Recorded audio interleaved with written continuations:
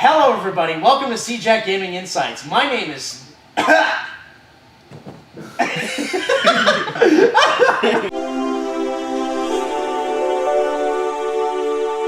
Welcome to episode 3. Welcome to episode 3. Okay. We talk about StarCraft in this one.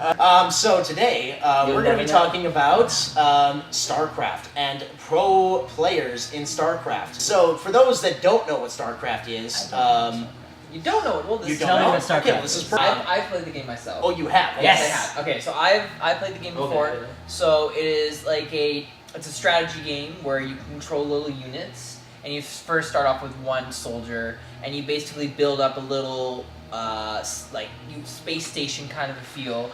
It's basically you have your bird's eye view of the entire map, and you can select certain units to go march over to the enemy's base. Right. Basically, StarCraft, you can probably guess from the title, it's sci-fi oriented, so there's there's alien species, there's humans, there's neutral aliens, there's the really Zergs. I know those ones are like Zergs? Yeah, I've heard they're of that, evil, like the evil kind of species you can play. Okay. But basically, it's just that. It's just you build an army and you go invade other people. So it's kind of like Risk, and it's kind of like Clash of Clans in a sense that you Clash of Clans. I like that game. You build your own base and you develop it, and you have to fight against other people to win the game. Okay. Yeah, so with StarCraft, to my understanding of it, it's become such a popular game in South Korea that there's actually pro gamers that not only get paid like six-figure salaries. I've never heard of that. They literally train for like 10 hours each day to enhance their skills to almost godlike potential. They're becoming computers. Watching videos of South Koreans training, so to say, for this StarCraft, and what they do is they put sandbags under their wrists so that it's heavier for them to move. Are you kidding and me? they're going and they're working their fingers. So they have weights on their hands. Yeah, it's essentially weights on their hands so that that's training that their wrists. That doesn't sound ergonomic. But it's strategic. This is completely strategic. I call that that's like an athlete. I didn't do this, for. guys. I can actually say one fact. Okay, I know that on a global scale, StarCraft, which is the game we're talking about, is the third most popular played video game, next to The Sims being the top one, and then World of Warcraft being the second most, and then StarCraft being the third. Almost half of all copies of StarCraft, 4.5 million out of 9.5 million, were sold in South Korea alone. That's just... And that's how many, 10 times fold their population or something like that. That's incredible. There's a player from South Korea named Lee Jae-dong.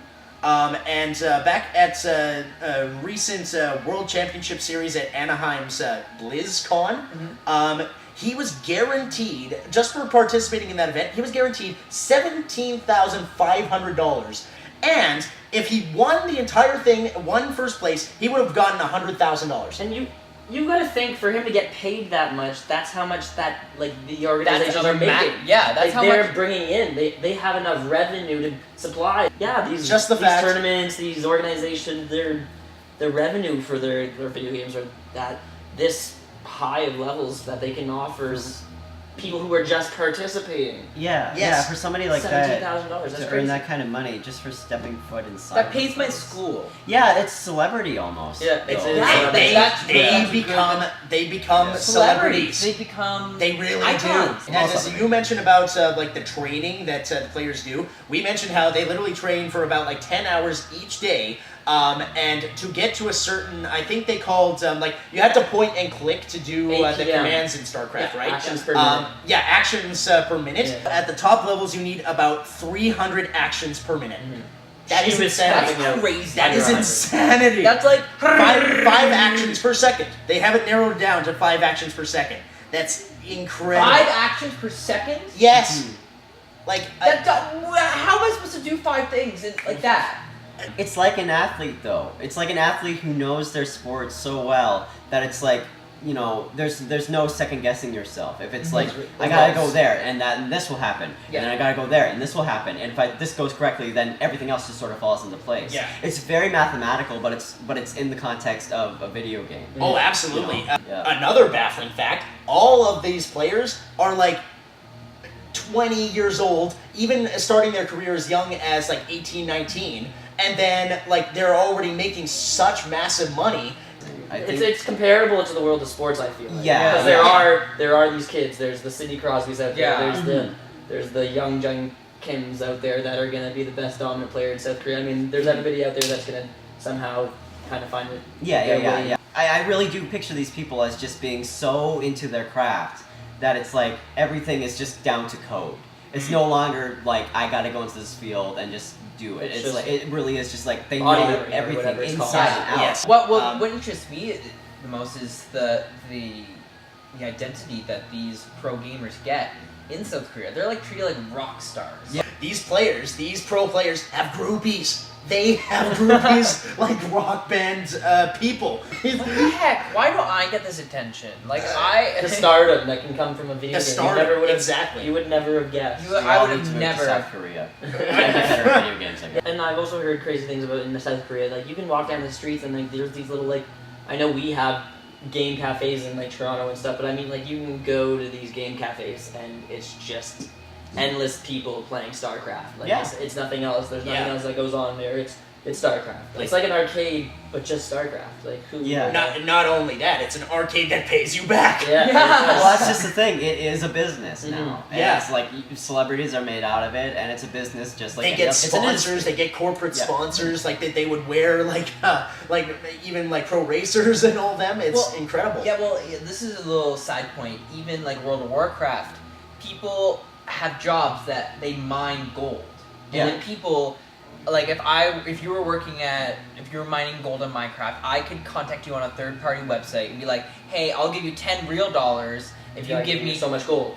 Give me 10,000 gold in World of Warcraft. It just goes to show how much of there's actual money going into these games. Like outside of buying the economics in the game have developed on the outside. Clash of Clans makes $2.4 million on a daily basis. Incredible. Just on in-app downloads, just from people buying gems, from buying elixirs. And those are upgrades. 99 cents. Yeah. Like these are 99 cents, $1. But like, just think, there's probably 2.4 million people playing at this game at the same time, pressing. I need a few more gems. You know what I noticed though?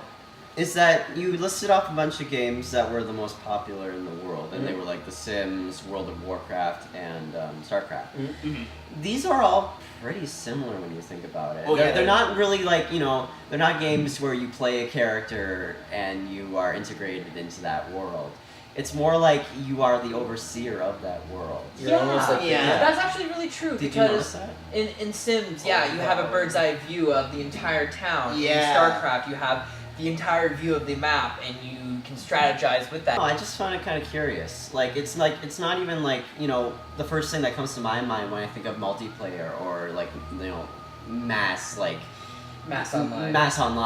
But it really is just like I have full control of this, and this is what's gonna happen here. And I'm just wondering if there's like any sort of, I don't know. Maybe there's no answer, but it's curious to think that there's. Did you think the most popular games are the ones that give you the ability to do whatever you want? Yeah, it's not necessarily, like a game where you are the hero and you're just coming to save the day or something like that. Yeah, absolutely.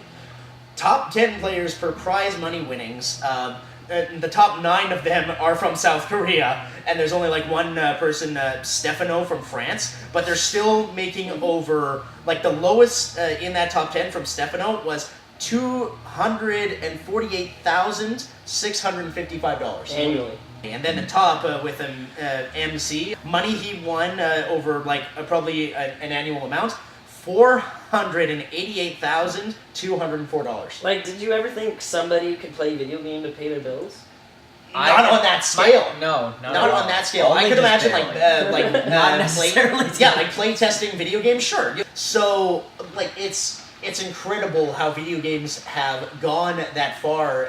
Even it becomes careers to pay vast salaries. These kids will probably be millionaires by the time they're 25, if By they're not StarCraft already- 3, they'll be millionaires. By Yeah. StarCraft II, Yeah. they'll be millionaires. Yeah. Real. Or this So lovely text. we'll conclude the segments for now. Give us your intros again, boys. I'm Alex. I'm Cole. I'm. You're making millions of dollars playing video games. Just do it. And we are signing out. And we'll be signing off now. Thank you guys so much for watching. Be sure to subscribe to our channel. Like, comments, send us your questions via Facebook, Twitter, and any other form of social media we probably have. Links in description. Yeah, absolutely. And yeah, we'll say goodbye for now, and we remind you guys, game on. Game on.